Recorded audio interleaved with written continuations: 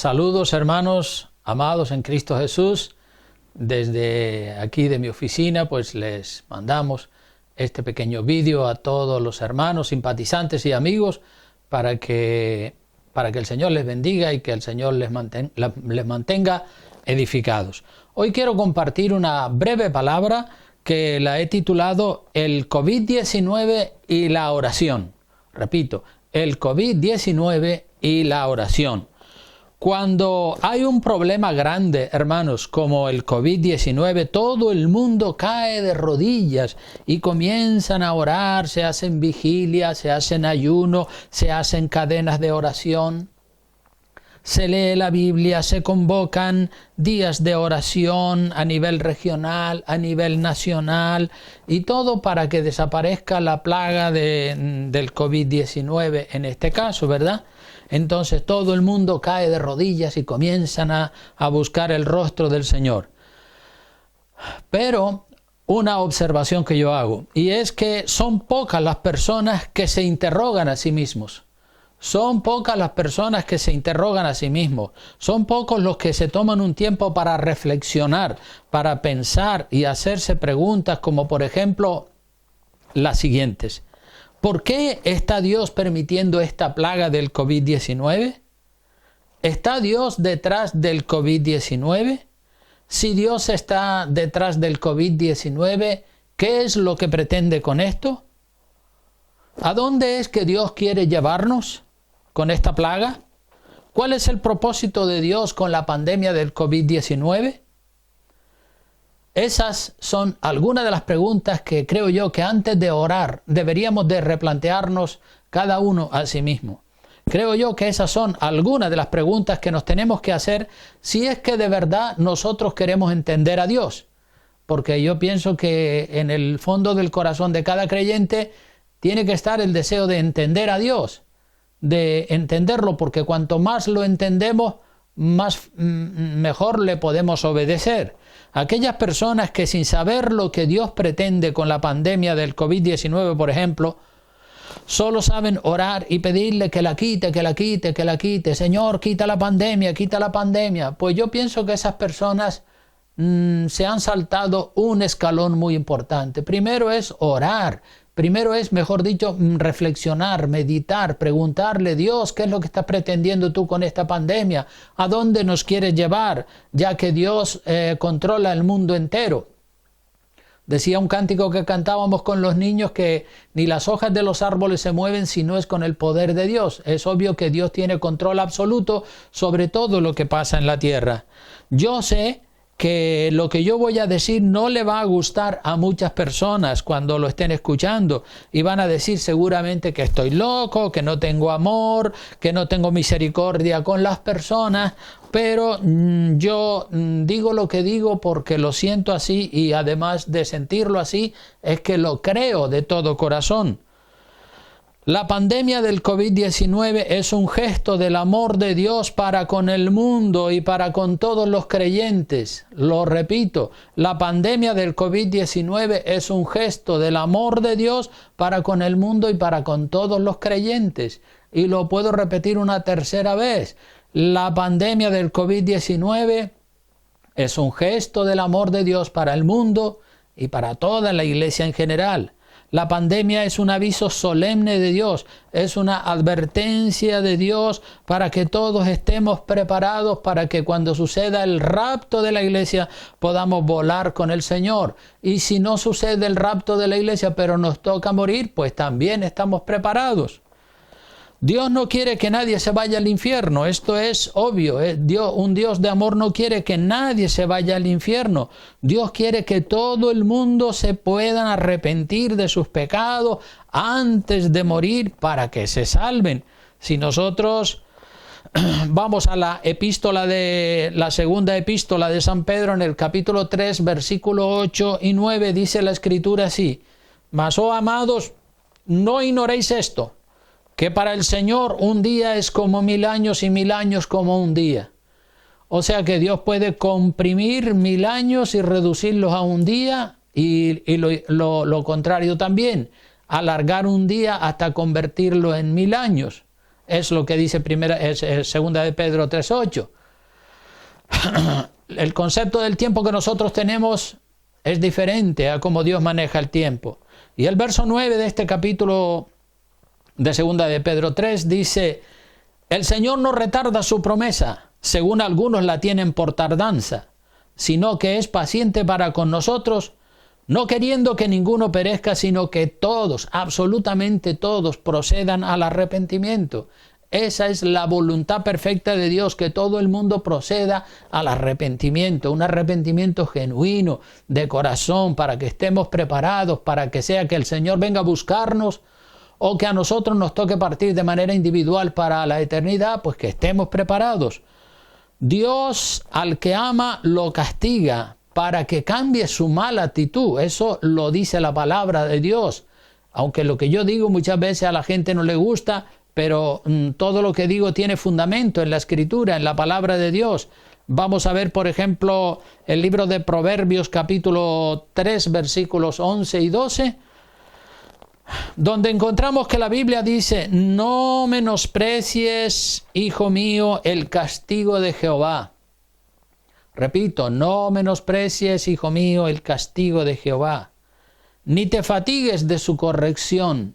Dios castiga a sus hijos y a su creación con el fin de llevarla por el camino correcto. Y el verso 12 dice: porque Jehová al que ama castiga, como el padre al hijo a quien quiere. Jehová al que ama castiga, como el padre al hijo a quien quiere. Entonces, Dios al que ama lo castiga. ¿Lo castiga para qué? Pues para corregirlo, no para destruirlo, para corregirlo, para que la persona entienda que Dios está tratando con él o con ella y quiere que esa persona pueda enmendar su vida. Dios ama al mundo porque lo castiga. La Biblia dice: de tal manera amó Dios al mundo. Claro que primero dio a su Hijo a morir por toda la humanidad, pero ahora castiga a la humanidad para que vean que ese es el único camino. Entonces Dios castiga al mundo y lo castiga con pandemias, con terremotos, con huracanes, maremotos, tsunamis, para que se arrepientan, para que busquen a Dios de corazón. No hay otra razón. Les voy a poner un ejemplo de los muchos castigos con que Dios castigó a su pueblo Israel, porque no lo castigó una, ni dos, ni tres. Bueno, en el siglo pasado vemos que el castigo para el pueblo de Israel fue 6 millones de judíos muertos en Alemania por los nazis. Entonces, Dios utiliza dictadores como Hitler, por ejemplo, para castigar al pueblo de Dios, o como otros reyes en el pasado, en la época del cautiverio de Babilonia. Dios utilizó a Nabucodonosor y a tantos otros reyes para infligirle castigo a su pueblo, porque lo amaba, porque lo quería enmendar, porque lo quería corregir. Y yo les voy a poner, como decía, un ejemplo de los muchos castigos con que Dios castigó a su pueblo Israel. Y este ejemplo que les voy a poner ya lo compartí, y hay una prédica colgada ahí en internet que habla acerca de las serpientes venenosas. Si vamos al libro de Números, capítulo 21, versículo 5 al 9, allí tenemos esa historia, es muy sencilla, Números capítulo 21, versículo 5 hasta el 9. Veamos lo que dice así: y habló el pueblo contra Dios y contra Moisés: ¿por qué nos hiciste subir de Egipto para que muramos en este desierto? Pues no hay pan ni agua, y nuestra alma tiene fastidio de este pan tan liviano. Verso 6: y Jehová envió entre el pueblo serpientes ardientes que mordían al pueblo, y murió mucho pueblo de Israel. Entonces el pueblo vino a Moisés y dijo: hemos pecado por haber hablado contra Jehová y contra ti. Ruega a Jehová que quite de nosotros estas serpientes. Y Moisés oró por el pueblo, y Jehová dijo a Moisés: hazte una serpiente ardiente y ponla sobre una asta, y cualquiera que fuere mordido y mirare a ella vivirá. Y Moisés hizo una serpiente de bronce y la puso sobre una asta, y cuando alguna serpiente mordía a alguno, miraba a la serpiente de bronce y vivía. En otras palabras, que aquí vemos un ejemplo claro del proceder de Dios con el pueblo de Israel en el Viejo Testamento. Y esa es una de las líneas generales, cómo Dios siempre procede con un pueblo rebelde que le desobedece. Dios lo castiga para corregirlo, para que al final sea un pueblo noble, dócil y obediente. Si miramos el versículo 5, vemos la murmuración, donde tenía que haber fe y donde tenía que haber agradecimiento a Dios por haberlo sacado de la esclavitud de Egipto. No solo no hay fe ni hay agradecimiento con todos los milagros que Dios había hecho, solamente hay murmuración, hay crítica despiadada, hay mala fe, hay desprecio del alimento que Dios les está enviando cada día. Es decir, ustedes saben que Dios le mandaba al pueblo de Israel el maná fielmente cada día para que estuvieran alimentados en el desierto, pues encima le menosprecian ese acto de generosidad y de bondad de Dios. El pan del cielo, el maná, es tipo de Jesucristo, quien es el pan vivo que descendió del cielo para darle vida al mundo. Los hebreos despreciaron el maná, lo despreciaron de una manera tan mala, eran tan mal agradecidos que despreciaron un regalo tan hermoso, pan del cielo, despreciarlo y quejarse delante de Dios, decir, este pan tan liviano, lo dice al final del verso 5, dice, nuestra alma tiene fastidio de este pan tan liviano, todos los días maná, maná, maná, ya estamos cansados de tanto maná. La gente desprecia a Cristo hoy en día también. Cristo es el pan de vida, el que ofrece salvación, el que ofrece perdón, el que ofrece vida eterna, y sin embargo la gente lo desprecian. Y algunos de los que le sirven al Señor, como dice el profeta, este pueblo de labios me honra, pero su corazón está lejos de mí, bien lejos. En el versículo 6 vemos que Dios tuvo que castigar al pueblo para que no fueran tan deslenguados, tan criticones, tan malagradecidos. Dice el verso 6 que Jehová envió entre el pueblo serpientes ardientes que mordían al pueblo y murió mucho pueblo de Israel. Entonces este es el castigo. No es un castigo para destruirlos definitivamente como pueblo, sino para darles una lección y que cambiaran su actitud. Castigo de serpientes ardientes, venenosas, que mordían al pueblo. Y dice la palabra, murió mucho pueblo. El COVID-19 es también un castigo de Dios para corregir la lengua blasfema que tanta gente tiene y que tantas personas hablan mal y hablan con arrogancia y ponen su lengua contra el cielo y hablan de manera tan sucia y tan abominable. Hay mucho pecado en este mundo. Hay robo, hay violencia, hay secuestro, infanticidio. Millones de bebés son abortados cada año. A eso se le llama un infanticidio. Y las personas que matan esos bebés, las madres, los padres, los médicos, las enfermeras, que matan tantas criaturas antes de nacer, a ellos no les pasa absolutamente nada. Pero si tú vas y matas una lagartija, te llevan preso a la cárcel porque mataste una lagartija. Es decir, que valoran más a los animales, a un simple animal, a una simple lagartija, que a una criatura humana. ¿Y cómo no va Dios a castigar tanto pecado en esta tierra? ¿Cómo no lo va a hacer? ¿Cómo no va a castigar con tantas pandemias, catástrofes naturales, terremotos, maremotos? ¡Claro que sí! Dios castiga. ¿Para qué? Para que el pueblo se arrepienta.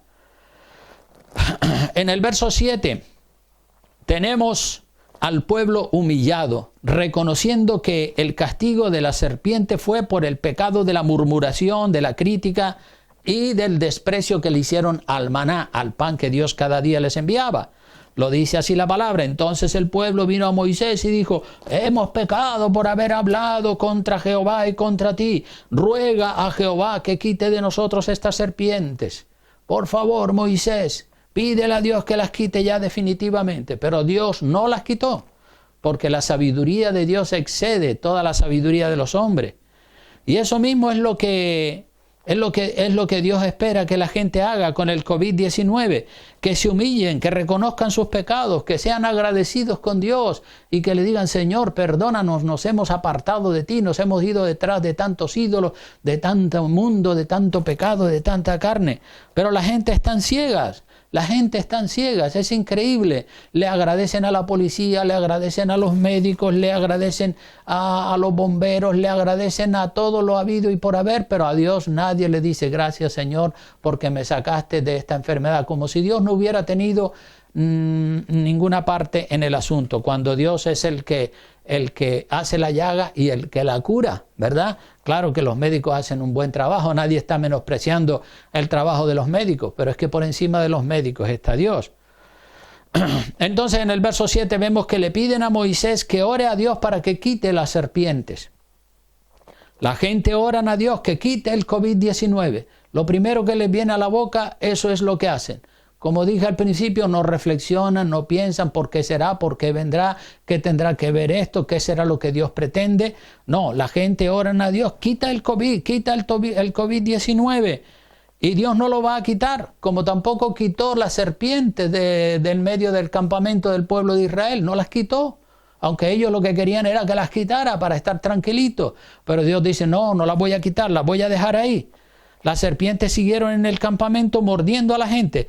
Pero ahora, a diferencia de antes, ahora se coloca un asta, un palo grande en el centro del campamento. Y en ese palo se coloca una serpiente de bronce en la punta del palo para que toda aquella persona que hubiera sido mordida por una serpiente rápidamente corriera desde el extremo del campamento y viniera al centro del campamento donde estaba el asta o ese palo grande con la serpiente de bronce, mirara con fe a aquella serpiente y si lo hacía, quedaba el veneno que le había inyectado la serpiente, quedaba sin efecto y la persona no moría.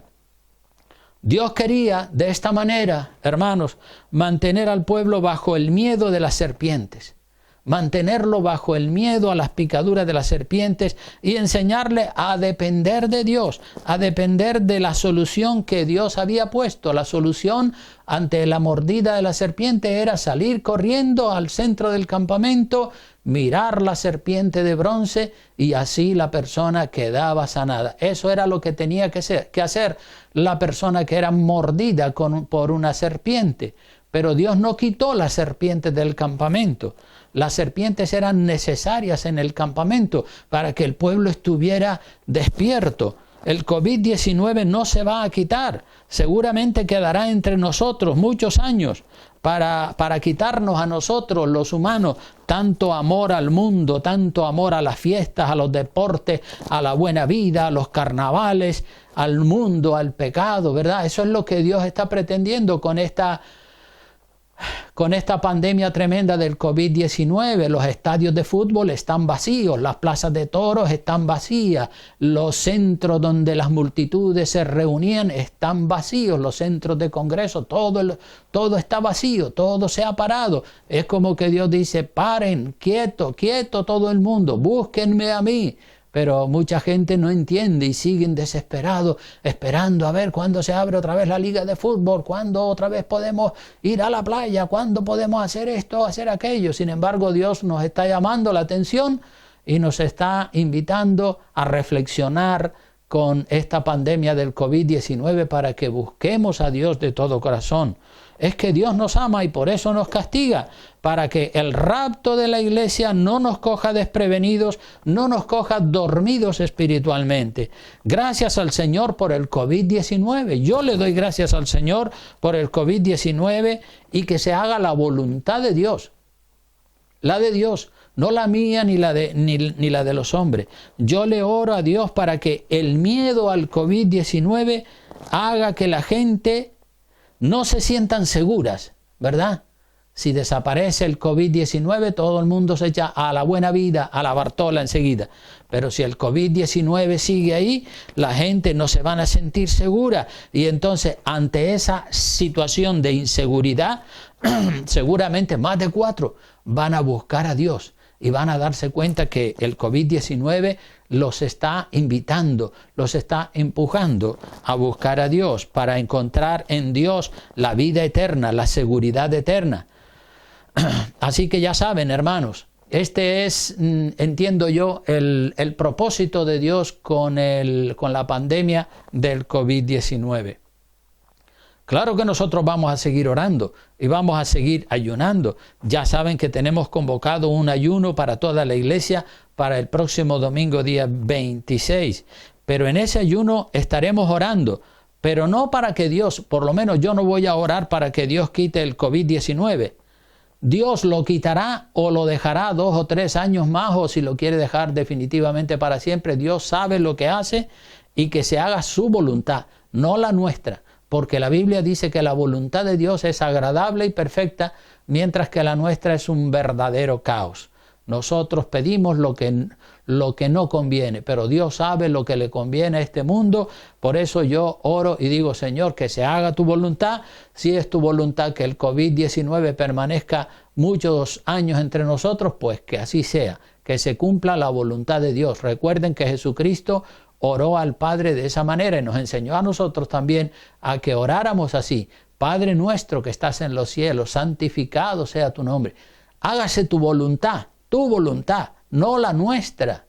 Pero es que la nuestra es tan fuerte que nosotros no sabemos orar como Dios quiere que oremos. Queremos que se haga nuestra voluntad, pero no es la nuestra, es la de Dios. Así que si Dios quiere prolongar esta pandemia por 1 año, 2, 3 más, Él es dueño y señor del universo, Él es soberano, Él sabe lo que hace y todo está en sus manos. Así que oremos para que el miedo a contagiarse del COVID-19 sea el detonante, o sea, el despertador que nos lleva a un arrepentimiento genuino a los pies de Cristo y a servirle para siempre. Y estemos orando también a todos los hermanos de nuestra iglesia. Les invito a que estemos orando por la hermana Ketty, que está enferma, también por la madre de nuestra hermana Yolanda, que oremos por todas estas personas y que Dios ponga su mano santa y que se haga su perfecta voluntad. Así que ya saben, no se olviden, prepárense para que este domingo todo el domingo, es decir, perdiendo la cena del sábado, el desayuno y el almuerzo del domingo, pues ayunamos desde la puesta del sol del sábado hasta la puesta del sol del domingo. Y ya digo, orar mucho para que Dios cumpla sus planes y Dios cumpla sus propósitos, y que si esta pandemia Dios está detrás de ella, como suponemos que así es, que Dios cumpla sus propósitos con nosotros y con el mundo entero. Que el Señor les bendiga y un saludo fraternal en Cristo Jesús a todos. Amén y amén.